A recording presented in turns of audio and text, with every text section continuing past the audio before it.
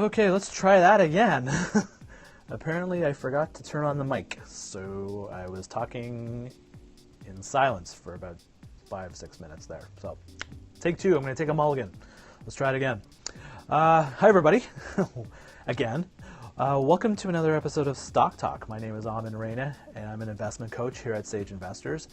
And today, hopefully, if you can hear me, today I want to talk about this past week. This past week has been a real rough week for my personal investing portfolios. I've seen quite a few companies, most of the companies that I own in my portfolio have gone down quite significantly this week, and there's been a lot of inflood of earnings reports and forecasts coming out, and the stocks in my portfolio have not reacted to them very well. So just to give you some insight to it, give some examples. One stock that I own in my portfolio is Potash Corporation, and this week it was down 5%. The company cut its dividend and reported much lower earnings. The whole potash market's just really depressed right now, so the market didn't like that. Another company, ExxonMobil, just reported their earnings, again, really missing their estimates, and earnings coming in much lower than everybody thought they would, but still profitable. They're still making ridiculous amounts of money, but market didn't like it. Stock's down about 5% this week. Whole Foods, another company that I own, was down 8% earlier this week. Again, another weak same-store sales report, increased competition, and Wall Street, which really doesn't have a lot of love for Whole Foods, has took it down again. Disney, down about 5% also, just kind of meh kind of earnings. Again, solid company and everything, but just not a lot of love out there for it.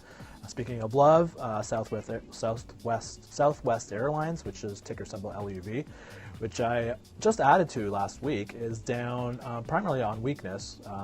It's down like 15% year to date. Ford, another company that I own, I don't own it in my portfolio, but I own it. I participated in an investment club, and we bought it in that portfolio. It was down about 9% like yesterday. Their upcoming forecasts for the year end were not good. Again, Wall Street did not like it. And finally, last but not least, Twitter, a company I added to my portfolio a couple weeks ago and was doing all right, but then it kind of tanked this week, down about 10%, despite the fact the company reported increased revenues, about 20% increase in revenues, an increase of 3 million users. But it's not Facebook. It's not the juggernaut, the white elephant, the big elephant gorilla in the room that Facebook is. So if you're not Facebook, pretty much junk. So market took it down. So a lot of bad news and a lot of red in the portfolio this week, and don't like to see it. So the question I really want to talk about is how have I been dealing with that. So when you see these kind of like outputs coming out of your portfolio, what's the first thing you think about? The first thing you think about is, what the hell am I doing? Like, what am I doing? Clearly something is not right. So and from a human perspective and an emotional perspective, we think we have to do something. We need to react to it. We have to sell everything or just do something, because that's how we're wired. We want to be part of the winning game. We want to be associated with winning investments. We don't want to be part of losing investments. And so for losing, we kind of want to gravitate away from it and want to be part of the winners. So in terms of how I've dealt with it, I've essentially done nothing. I've not sold anything. I haven't tried to make any crazy investment moves, rejigging portfolio. I haven't changed my investment ideology, my strategy, my approach, and how I evaluate and pick stocks. I haven't changed anything. And that's a key thing, because a lot of times when you're seeing stresses put on your portfolio and stresses on your investment, the first thing you think you want to do is you do something. And the last thing you want to do is start making emotional decisions, because chances are they're going to be wrong, and they're going to probably do more damage to your portfolio in the long run. The big thing I did really is, and I'm starting to do, and I'm doing right now, is I'm just looking at these stocks and I'm going, has anything fundamentally changed in the business? And because ultimately that's why I'm buying these companies, because I think they're well-run, well-managed businesses that are going to generate tangible wealth in the future and are going to increase the value, and those stocks are going to increase in value. So the common theme with these stocks that have really tanked this week is they're very much out of favor by Wall Street. And companies like Twitter, they hate the whole governance structure with it. They still don't understand how they make money. I don't, some tourists understand. I don't understand how they make it, but there's not a lot of love for it. Potash, the whole commodity space, which has been really depressed out of favor. Whole Foods has also been out of favor, big time by the analysts, and there's just a lot of. But that thing about my investment ideology is I always like to look for invest in really well-run companies that are out of favor, and because chances are if they're out of favor, their stock prices are going to be depressed, and chances are it's going to be more upside for these type of companies. So. The fact of the matter is these companies in my portfolio are not just there just for the sake of it. I think they're well-run businesses, and I think they're going to be doing really well in the long term. And that's the key thing here is when you're seeing stresses in your portfolio and stocks not doing well, you don't want to make a short-term decision. You have to understand you're in these stocks for the long term, and that I'm comfortable holding these stocks for multi-years. The key thing also that I take comfort in with where things are right now is that despite the fact that the stocks are down, these companies are still creating wealth. Like Potash, for example, despite the fact that potash prices have just gone rock bottom, they're still making money. They're still making profit, which is ultimately what you want to invest in, right? You want to invest in companies that create profit, tangible profit, and they're doing that. ExxonMobil, they're creating, instead of creating $2 billion a quarter, they're generating $800 million a quarter. Well, $800 million is pretty damn good. I think a lot of companies would kill to have that kind of profit or have that kind of problem with their profits. Whole Foods, again, it's clean balance sheet, best of breed in terms of the grocery space. They're still a very high margin business compared to other traditional grocery chains. Their margins are still way higher than everybody else's. They're making money. Disney, they own the franchises this company owns that are going to just continuously print money for them over long periods of time. Star Wars, the whole Frozen thing. There's long-term value in this company. So the stock's down, so this is the time you want to get into it.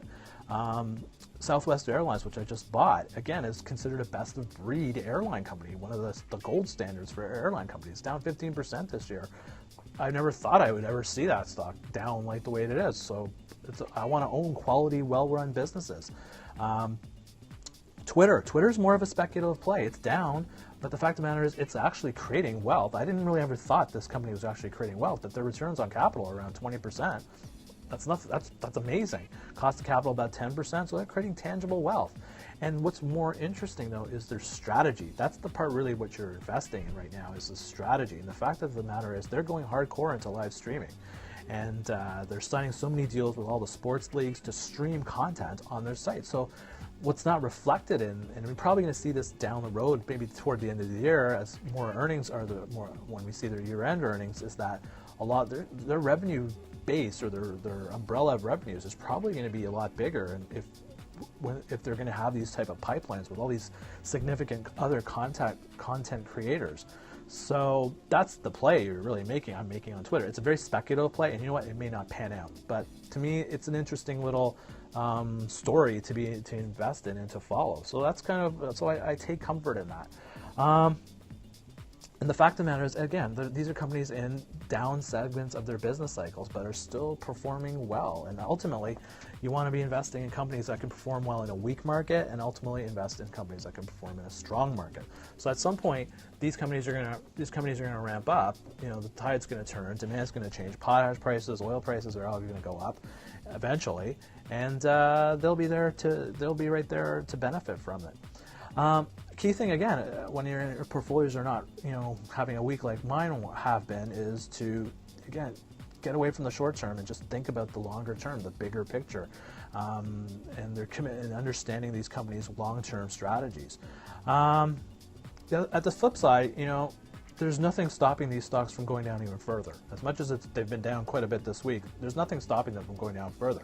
And that's the other key learning point, really, that I try to work with people is establishing exit strategies. So, if Whole Foods continues to fall, I have an exit point where if it goes below, if I'm down 20% on the stock, I'm out. So, and there's no emotional discussion about it. It's out. I'm out. And that's a key point. And it's a lot of times where people get burnt investing is they don't have that ability to manage losses as much as we worry. We want to make money, we want to make profit, but we also have to understand we're going to make losses. We're going to have losses, and how we manage those is just as important in terms of the long-term wealth creation that we're going to try and generate. So, having I have loss provisions on all of these stocks that I've talked about. So if they go below them, then I'm out. And that's, again, managing losses is a key component. So going forward, what am I thinking of doing? Well, basically what I'm doing is I'm just going through these companies again, seeing if anything's fundamentally changed in their businesses, looking at their strategy, and then ultimately if I think nothing's really fundamentally changed and I still think they're solid, well-run businesses that are now selling at a cheaper discount, I'm probably going to buy more stock of these companies and average down my costs. Because again, it's what I'm investing in the company. I'm investing in the long-term vision and strategy of the company, because that's my investment ideology. So, tough week, but it's not a tough week in the sense that the fact that I've kept this discipline. I'm maintaining and adhering to some disciplined strategies that I've kind of built into my investment ideology. It makes it a lot easier to deal with it. And the cool thing is, the important thing is that the emotional side of it is over there, and you're just dealing with the substantive side of the whole thing. So that's all I got for you really this week. Hopefully everybody's heard everything I'm saying this time. If you have any questions about this and this topic or any of my previous episodes, you can give me a shout a couple ways through my website, www.sageinvestors.ca, and you can hit me through Twitter, through my my profile, whatever it's called, at Sage Investors. Yeah, something like that. So that's another edition of Stock Talk. My name is Amin Reina, and that's it. And we'll catch you again another time. Take care. Bye.